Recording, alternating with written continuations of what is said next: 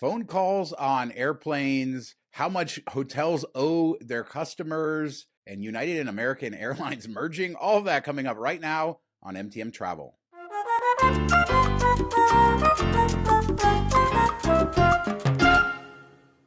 So happy Tuesday, everyone. And playing phone calls, Mark, this future is coming with high-speed internet. It feels like that is going to be everywhere. Everybody talking, except the airlines have continued to ban it. Why? Yeah, I don't think it's a technology thing anymore, and I don't know that it ever really was. Maybe it had parts of it, but it seems like I always saw flight attendants messing with their phones on planes and doing texting and stuff. And now you can, of course, text with Wi-Fi and everything. But I remember this before.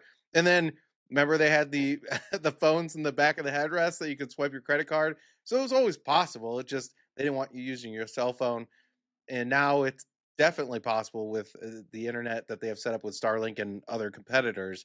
It's just a question of, do we want to let people? I mean, we see it on buses and on trains and everything else, how obnoxious it can get. Can you imagine on an airplane with how many fights already break out? Ben from 1 Mile at a Time wrote up this article about how British Airways is going to allow this in their planes. Starlink, now they have the internet, and they're saying people can do it just to be conscientious. And the only other airline is Qatar Airlines that allows this. And as he points out, everybody thinks that they're nice and respectful and that everybody else who does it is a jerk. And that's why this doesn't work. Yeah, and there's been complaints on those flights already, and a lot of people don't enjoy it or find it kind of obnoxious. I mean, just think about people that watch videos on their phone without headphones and how annoying that gets. Like talking is going to be a whole nother level. I don't see this playing out well. It's going to put more burden on the flight attendants to kind of enforce being courteous and things like that. And I could see other passengers getting upset and starting fights. And I just don't know that anything's worth it. I kind of like the fact that I can't take any phone calls. I kind of like unplugging and all of that stuff. I still be able to work and things like that and message, but it's kind of nice to just have an excuse to not have to get on a phone call. We've all gone through this anyway when you get on a plane before they close the door, and there's always that person who's on the phone having to tell somebody on the other end every bit of what they're doing. Like, oh, I'm just walking down the aisleway right now, getting on the plane. Oh, I'm sitting down.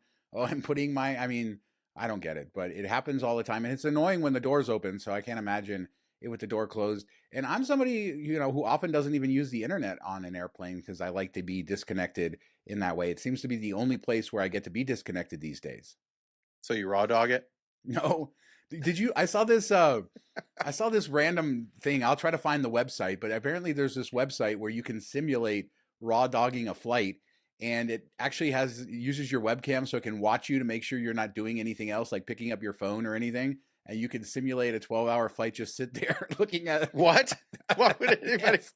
I got to find this screen. This was like a short that said like these crazy websites that you got to see, and I will try to find it and throw it up here. But yes, so if you don't want to actually raw dog a flight, or you need to get, you need a train, Mark, because you can't just go right from zero to raw dog for 12 hours. So yeah, there's a simulator for that.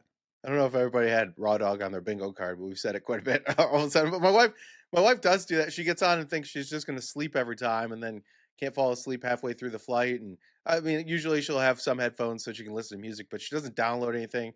Occasionally has a book, but her plan is always, I'm going to sleep this entire flight. And I'm like, okay, good luck with that. Yeah, I mean, I've done it. There's been times I've been so tired that I just stare. And even listening to headphones is painful, or listening to something is painful because you're so tired, but you can't sleep on the plane. I don't know, but I love the world that we live in, and raw dogging flights is better, I'd say, than being on a phone call. Oh yeah. So let's talk American Airlines. They've been in the news because they have these new routes where you catch a bus from a small airport, and then you go through security at that airport, and then you end up at the bigger airport, specifically to O'Hare. And then there's some stuff going into Philadelphia. And a lot of customers are complaining because they booked their ticket on Expedia or a third-party site, and they don't realize that their first part of the trip is a bus. So you get on, but the cool thing is that it arrives at the airport post security. Which, how are they keeping these buses secure? Like, that make sure they don't stop and stuff like that. But you don't have to go through security again at the big airport. Would you be mad if you showed up and you're like, oh, I thought my Gary, Indiana to Chicago was a flight? It would never be a flight. I mean, it would be a little bit weird if you didn't know it or expect it. And I didn't know this was a thing. It's been going on for a while. I think they've done 200,000 passengers, and they actually have like an American Airlines bus. It's not just like a regular coach bus that they're renting or something. And when I first saw the story, I thought, okay, planes broke down, or it was an interesting way to get around a delay. And they're like, we'll just bus you there. It'll be fine. But no, this is like set up and they plan for it. And it would be kind of annoying. Like at first, I'm like, oh, that would suck to have to go through security just to get on a bus. But then I was thinking they're going to drop you off at the next airport and you're going to have to go through security again. But with this dropping you off past security, it's kind of like a nice little hack, especially with the things we've seen with TSA and the long lines. Like I could imagine some people saying, you know what, I'm going to drive to the small airport, even though I want to fly out of Philly and go through TSA there, so I don't have to mess with these long lines and get through it. I mean, for a couple weeks, this was probably the best thing since sliced bread. Yeah, Amtrak has done this for a long time too, where they have the train routes and then they partner with Greyhound for some of the other segments, but they'll sell it as a whole thing. It's just too bad that American Airlines didn't choose Greyhound as their partner for this service. Yeah, you would think it would have been easier to just partner up with a bus company. And then you get free entertainment on board, all that sort of stuff. So I don't know, a big miss there, but yeah, it's interesting. I want to know, anybody out there, have you taken the bus? Have you taken the American Airlines bus, one of these routes, and how is the experience? We'd love to share that with others. So in a second, I want to talk about my flight to Europe for next month that I settled on, and I'm still trying to find something better. But before we do that, want to talk about the Spruce offer. It ends April 15th, so now is your last chance to get $100 after a $200 direct deposit. Super easy offer. This is just a referral link, our referral link. And yeah, I think we've already all taken advantage of it here at MTM. Yeah, and you have to activate the debit card is the other thing. You don't have to do any purchases or anything like that, which is nice. And then you can refer your spouse, kids, parents, whatever. And when you refer them, you get $100. They get $100. So if you have a two-player household, that's $300 for a couple clicks and the direct deposit. We don't know if anything works like push from other banks yet because this is a new program. Yeah, so get it before this offer ends tomorrow. We don't know if it ends technically tonight or tomorrow night. There was no time frame that I could find, but thank you to anybody that uses our referral link. So let's talk Condor, Mark. You know, my trip to Europe, my cruise is coming up out of Athens next month, and I was not sure of when I could go because of my work schedule. So I wanted to maybe go a little earlier, and so I didn't lock in a flight, and there wasn't any great sort of opportunities, but maybe something better than Condor Premium Economy. But I settled on putting that down, so I have it direct Las Vegas to Frankfurt, and then I'll go into Frankfurt for a day, go back, and then fly to Athens. It's kind of cool because I booked the Unbound. There's an Unbound by Hyatt there that looks really nice in Frankfurt, and it's super easy to get there from the airport. As you know, the train into the city is super easy, so it should be a nice little one-day stop in Germany. Grab some pretzels, then head over to Athens. But I'm not happy with that. I'm going to be doing the marketing. I've been searching. I'm going to find something better. See, you're gonna get that person coming back commenting say you won't travel with us because we changed things too much. But my two changes were because of world events and not so much because I didn't love it. But I think this is a part of miles and points. You just book whatever you can find, that whatever is decent, and knowing that, hey, maybe something better will come along and I'll change it if that does. But if not, I'm okay taking this. And Condor with Alaska Miles, I've noticed, I haven't done a search in a little bit, but there was some really good award space going into Frankfurt out of the East Coast for sure, like Boston, I believe, and New York. And I found it, I want to say it was like 45K in business, maybe 55K, but there was a lot of that for a while. I don't know if it's gone away or if it's gone up in price. Alaska seems to be kind of all over the place at times with their partner awards these days. Yeah, Condor, I've seen a ton of space for Vegas specifically in economy and then premium economy. I used to see a ton of business class, not the case this summer. It was 45,000 points one way. Now, premium economy on Condor, why I'm not too excited is because it does seem like it's just 5 extra inches of legroom. Nothing else that's much different. Condor is sort of a budget airline, but I mean, it's a direct flight from Las Vegas to 5 extra inches is a huge deal. It'll be fine. 45K, not a crazy amount of points. I don't know. I'm happy with that, but I might try to find an itinerary directly into Athens and avoid Germany altogether. Yeah, from what I've seen, like Condor business class is decent, and I would have assumed premium economy is kind of like the US carriers and other international carriers where it's like a little bit better than domestic business class, but it sounds like it's just kind of comfort plus type of setup, which isn't the best, but it'll get you over there, and then you get to fly in and out of the worst airport in Europe.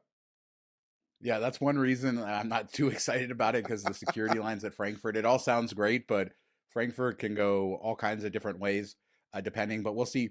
And then our cruise ends in Barcelona, and I've been looking at different options to get back.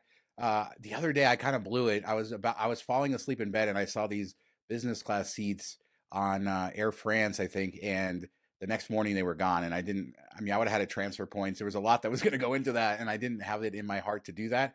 But then I was looking at Barcelona to Bogota. That was very intriguing to me. Wide open on award availability for business class. I think it was 60,000 life miles with the transfer bonus. Maybe it's like 75K. And then right now there's a transfer bonus with City Thank You. I love Bogota so much. That would be kind of a cool way to somewhat get back home and then get a quick flight back up to the States. Yeah, if you can find something home from there, I think that'd be kind of fun, or maybe spend a couple days in Bogota and hang out there on the way back. But you have to do you watch Shrinking, the show, at all? Yeah, I haven't watched this third season that came out yet, but Uh, it's such a great show. yeah, you got to do what my boy Derek did when his wife's talking about Barcelona. He said, "Say it right." Barcelona. It As is true. Ian It's a Snyder, great joke when- because everybody does that, right? I mean, it's so yeah, crazy. yeah, Ian Snyder, when we did his trip report one time years ago, I remember him saying, and we're like, "What the heck are you doing?" But no, it is. It's funny. I laughed so hard. My wife just looked at me and was like, "I can't believe you just said that," because I say it every time we talk about Barcelona or it comes up. I'll bring that up, and then he's my favorite character on the show, and he did it, and she's like, "I can't believe that." Show me a Spaniard or somebody in Barcelona who says it like Americans say it when they're trying to say it with the lisp. I've never heard a single person say it like that. Challenge accepted. Barcelona. There you go. But let's talk about how much hotels owe their customers, the IOUs. This is an interesting article. We saw it in Yahoo Finance, the $7 billion loyalty IOU, what Marriott and Hilton owe members. And it's sort of nuts to see how much they owe. Over $11.6 billion in unredeemed points in the hotel industry. Marriott has about $4 billion, Hilton about $3 billion. In fact, Marriott has more than like Choice and Wyndham and Accor combined. Yeah, and Hyatt isn't that far behind IHG, which is kind of surprising because IHG is such a bigger brand, but it just goes to show how much people value Hyatt points and they're willing to hold on to them and kind of grow. But I was most shocked that Accor was so much bigger than Choice and Wyndham. I would have thought that Accor is the smallest of all of these, but again, we're talking about luxury hotels, and they make the point of that in the article that people that have the brands that have the most luxury hotels have the points that people hold on to the most for those aspirational bookings. Yeah, this is a great article that kind of goes into the accounting and how they do it and why it works that way, and also breakage and why the companies are so excited to have this on their books and how they're making more money than ever. I have to imagine Choice and Wyndham, when you have budget properties, I have to imagine it's harder to get people to use your loyalty program because they're going to book through third parties more often, trying to get the cheapest deal. And in order to get them to book direct, it's a little bit more difficult than, say, some of these other programs that have nicer properties, different types of travelers, stuff like that. But these IOUs, these liabilities for these companies are getting bigger and bigger by the year as this part of the business has grown, and it has become an essential part of their business, probably the most important part of their business, all driven by credit cards, not the people actually staying in their hotels. Yeah, and we've talked about that with airlines over the years, how their profit center is from selling miles to the banks. Hotels are the similar type of way. It's just crazy to think most businesses having this kind of debt out there would drive them nuts. And if everybody redeemed all their points at the same time, I wonder what that would do to the hotels. Not that that's ever going to happen. But the article makes another interesting point. If people are having breakage and they're not using your points, then that kind of means that they're not really in your program anymore. And maybe they've gone to a competitor's program and they just kind of leave those orphan points over there. So that's not a great thing either. You kind of have to find that mix where people are still invested, but they're willing to save up to book that once in a lifetime type of trip or whatever it be. And I'm kind of interesting if they ran these numbers again in like 2 years. Does Hyatt's drop down because with all their changes upcoming in the next month or so, are people going to be less willing to hoard their points? No, because they're still growing, and so therefore the program grows, and then the balance grows, and I think we're seeing that with all of the programs. And Marriott, 37% more value earned in points last year than Hilton, and it's probably because they have more properties, even though the member size is very similar between them. And this is just fascinating stuff, but this is the actual hotel industry. This is super important for how these companies run. Remember, this is completely separate from the hotel owner side. It used to be, hey, Bill Marriott, he owns a Marriott hotel, and that's how it will. Conrad Hilton owns a Hilton hotel, but those companies don't really own properties anymore, or very few. They've divested. This is their business model. Their management companies cashing in on their loyalty programs and using those loyalty programs to drive business to the real estate investment trusts that actually own the hotels. Yeah, and that's we've talked about how we are the product now. Their hotels are no longer the product. We're the product of the loyalty programs being sold to the hotel owners, the people that own those brands and own those properties. So that you kind of have to look at it that way. There's no loyalty anymore because they don't they don't really care about you. It's not like you're going to this. Hey, I own this hotel and I've seen you here 5 times. I'm really excited that you're back. Like, yes, you do run into some managers and things like that that treat you that way, but that used to be more the norm when it was independently owned type of locations, and it's just not that way anymore. The other interesting point they made is by having these bigger IOUs, it's better for securing debt, for getting loans and stuff. They can go to and say, "Hey, look, we have all these customers, we have all these points that they have, and we're just continuing to grow. So give us some money, finance us at a lower rate." And they're able to do that. And the airlines did it during COVID to kind of make their way through that selling points and finance and getting finance loans based off of it. All that kind of stuff plays hand in hand. It's been a good time to be in the hotel industry the last few years. We'll see how everything sort of shakes out. But you would have thought in 2020, hey, it's a terrible time to be in the hotel industry, but it hasn't really materialized like that for cruise ships, for airlines, for hotels. They're all doing pretty good when you think about how catastrophic it all seemed just a few years ago. But let's close with this. Airlines, Mark. Scott Kirby is the CEO of United Airlines, and he's an interesting character. Not really liked by, I'd say, a lot in our community, Interesting as in but D bag. yes. But anyway, he's been floating the idea of merging with American Airlines. I don't know. Apparently, so we are in an era with the current administration where deregulation has been a focus, and some of these big mergers are trying to get through. And while they can, while this administration is more friendly to this type of stuff. And I think everybody believes that the airline industry needs more consolidation, just not among these two giant carriers. These are the two that you can't have, of course, Delta being the third. You can't combine any of these three together, at least in my opinion. But what would this look like? I mean, this would be insane.